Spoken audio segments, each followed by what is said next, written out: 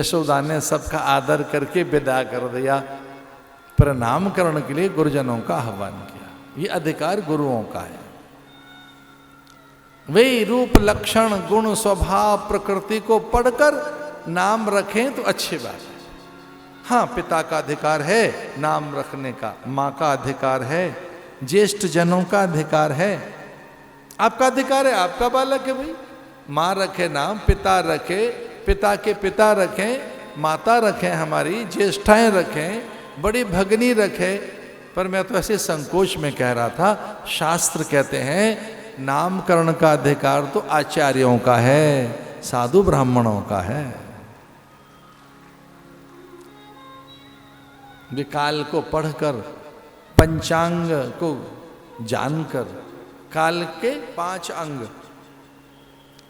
तिथि वार नक्षत्र योग कर्ण, तिथि वार नक्षत्र योग कर्ण, इन 5 को पढ़कर इन 5 में क्या संगति बैठती है, आचार्य जन नाम रखेंगे, गुरुजन।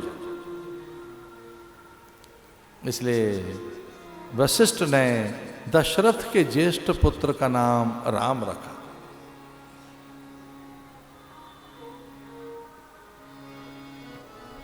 गर्गाचार्य का आह्वान किया गया। उनसे कहा हमारे पुत्र का नामकरण कर दो, हमारे घर में बड़ा घमासान है, इसके अनेक नाम, इसलिए आपको जो नाम सूझता हो, शास्त्र जो कहता हो, वो राम रख दीजिए। और ये बात हमने अनेक बार कही है, वेद विहित मार्ग पे चलो, शास्त्र सम्मत मार्ग पे चलो, महज्जन द्वारा आचरित मार्ग पर चलो, गुरु द्वारा उपदेशित मार्ग पर चलो।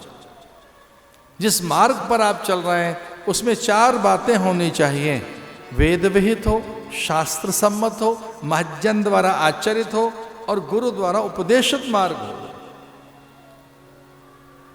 गर्गाचार्य स्वस्ति वाचन करने लगे और सहसा उन्होंने गौरवदन को उठाया और उसका नाम रखने लगे कि ये नाम तो इनका राम निकल रहा है, पर चूंकि बल की अधिकता इनमें रहेगी इसलिए इनका नाम है बलराम।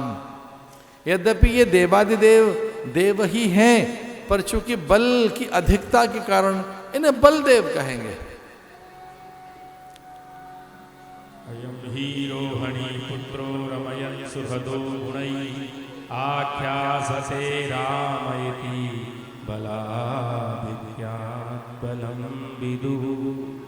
जिसके बल का पता न लगे, इतनी बल की अधिकता है, इस कारण इनका नाम बलदाऊ, बलदेव, बलभद्र रहेगा।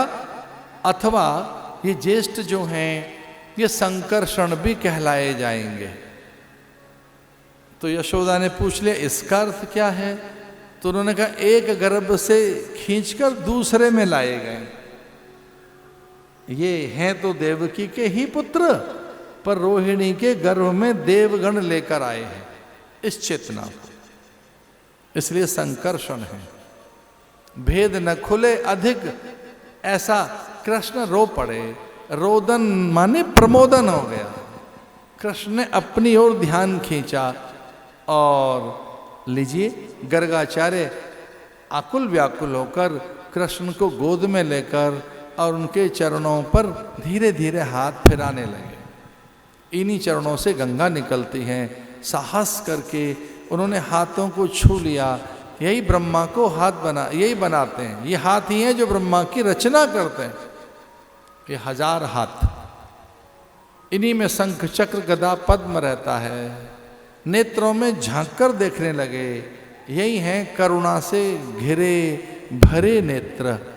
और इस प्रकार से भगवान की रूप राशि को निहारने लगे। पंडित वही पूरा माना जाए, अथवा पांडित्य की पूर्णता तभी मानी जाए जब परमात्मा के दर्शन हो जाए। जीवन भर प्रौहित्य कर्म करते रहें, पांडित्य करते रहें और परमात्मा न मिले तो साधन अधूरा सा है। ये पंडित पूरा कब हुआ? जब परमात्मा मिले। साधु का जीवन सार्थक कब माना जाए? जब सच्चिदानंद के दर्शन हो। वैराग्यवान का वैराग्य फलीभूत कब हुआ? जब उसे ब्रह्मानुभूति हो जाए, लीजिए ऐसा ही हो गया। वे साधु थे, साधुता धन्य हो गई, सच्चिदानंद के दर्शन हो गए।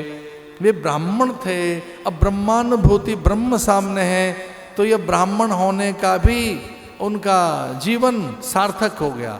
क्योंकि पुरोहित थे, अब परमात्मा सामने है तो प्रौहित्य कर्म पूरा हो गया। एक और बात है, मन से वो सन्यासी जैसे ही थे, तो सन्यास भी सार्थक हो गया। अनुयायियों की भीड़ लग जाए, चारों ओर से सिद्धियां घेर लें, धरा पर आपके अक्षों कीर्ति विकीरित हो जाए, विकीरित करते बिखर जाए।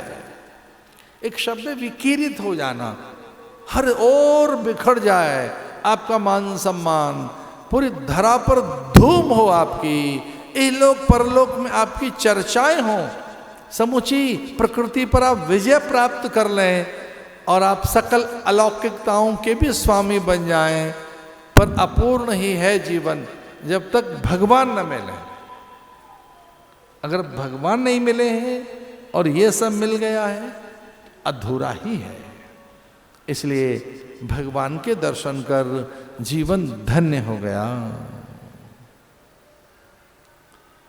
यशोदा ने कहा कि बार बार गर्गाचार्य हमारे भगवान को देखकर आंखें गीली कर रहे हैं, और देखो ये है ही ऐसा हमारा लाला, इसमें कौतुक ऐसा है, किसी को भी आकर्षित कर लेता है। अब ये देखो साधु महात्मा भी ऐसे हो गए, हमारे लाला को कोई देखे तो वो सबको मोहित कर लेता है। अब दूसरों को वशीभूत करना चाहते हैं, वशीकरण करना चाहते हैं, दूसरों को अपना बनाना चाहते हो। एक ही विद्या है और वह अहम निवृत्ति, जिसके अंदर से मैं चली गई, जिसकी मौह चली गई है, जिसने मोहन, जो अपनी मैं का हनन कर लिया है, अपने अहंकार का, कर्तापन के भान ज्ञान अभिमान का, उसी में वशीकरण पैदा होता है। जिसकी जिह्वा में रस है, दूसरों के लिए आदर है, जो सर्वथा कभी अपमान नहीं करते दूसरों का, जो दूसरों के दुर्गुणों का बखान नहीं करते, जिन्होंने अपनी समता को सहेज के रखा है, बस वही सिद्ध हैं, या कि वही इस धरती पर वशीकरण करते हैं। यशोदा ने उनको हिलाया, भगवान को देखकर समाधि में चले गए। नंद बाबा ने कहा कि भगवान हमारे लाला का नाम रख दीजिए। बहुनि सन्ति नामानि रूपाणि च सुसत्सते गुणकर्माणि रूपाणि यान्यं वेद नो जन तान्यं वेद नो जन। तुम्हारे बालक के रूप गुण शील स्वभाव प्रकृति गति मति धर्म, इसकी सिद्धि, इसकी व्यापकता व्याप्ति, इसकी व्याप्ति में पूरा संसार है, इसी से वो व्यापक है। ये विराट है, अनंत है, अच्युत है, पता नहीं कैसे दिखाई दे गया, ये तो अगम अगोचर है, ये नित्य सनातन, ये सार्वभौम शाश्वत है, यही है पूरी सृष्टि का रचयिता प्रणेता, इसी से प्राण पवन प्रकाश है, इसी से जीव और जंतु हैं, धरा अग्नि और न जाने कितने ब्रह्मांड हैं। यह वेदों के द्वारा जाना नहीं गया है।